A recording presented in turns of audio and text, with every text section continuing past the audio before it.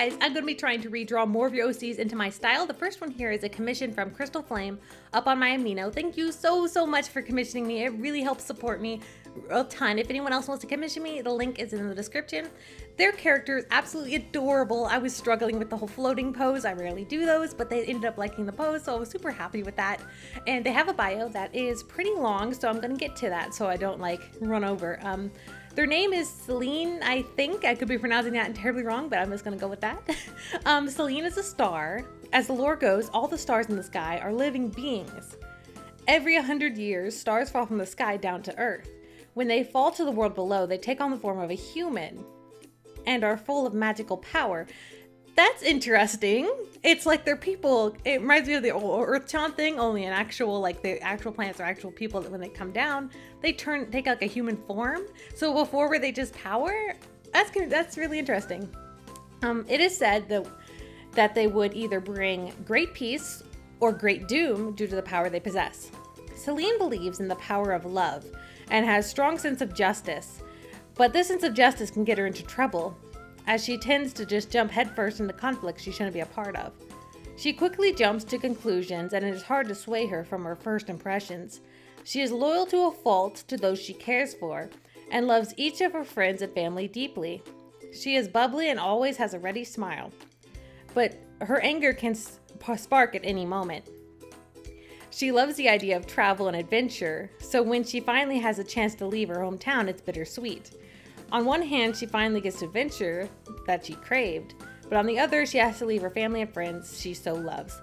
That's actually a really interesting story. It's super sweet and like heartwarming and cute, but it also on the other side, you can like, it's open for so many possibilities. The idea that these planets fall to Earth when they pretty much go out, I assume, and they become like a human form of power, which is very interesting because that could go good or bad, and you could have so many different characters that could appear and have so many different stories, like almost like an anime.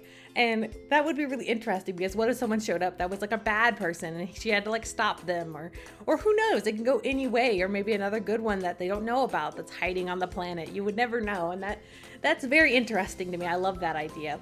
Drawing her was incredibly fun. I did add, when I sent them the original sketch, I added a skirt. I did not know she didn't have one. For some reason, I assumed she had a skirt. And when I showed them the sketch, they were like, she doesn't have a skirt, but I actually like how it looks. So I was really excited about that because I didn't even know she didn't have a skirt. I don't know why I assumed she did, but they told me that leave the skirt and have the collars be close to the pants collars. So that's what I did.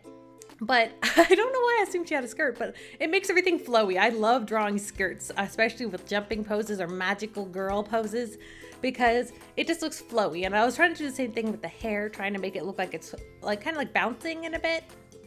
Next up here is Paranoid Edward on Instagram, and their OC, which is incredibly well designed. I love the colors to this OC. Their bio is pretty short. Let me read this. Oh my goodness, if I can get it. All right, here we go. This is my shaman witch character.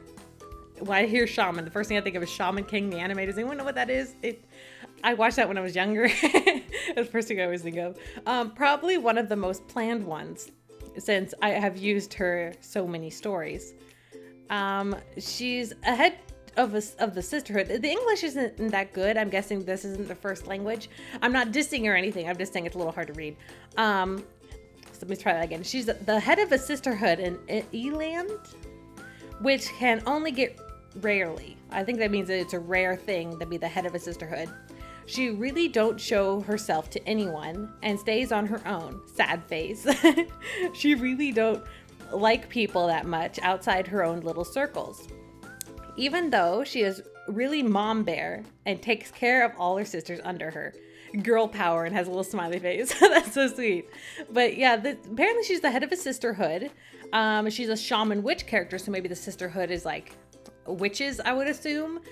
I'm not sure, but it's very interesting. I like the idea. She did have a lot of flowers in her drawings. They gave me like lots of different references drawn by different people, so I wasn't sure which reference to follow fully. In all the references, they don't really show the front of her and her pants. They only show that, well, in this one, you see her thighs are being shown. So she has like thigh-high socks. But then they don't show what her pants look like. So I had to like kind of improvise and figure out what her pants would look like. So I just kind of guessed and went with anything, because in all the different ones she was wearing different outfits and I couldn't figure out what she was actually supposed to be wearing. So I just guessed. I was like, maybe these sort of pants would work. I don't know if that like fits their story. What if their story was more fantasy and I just give them like jean shorts?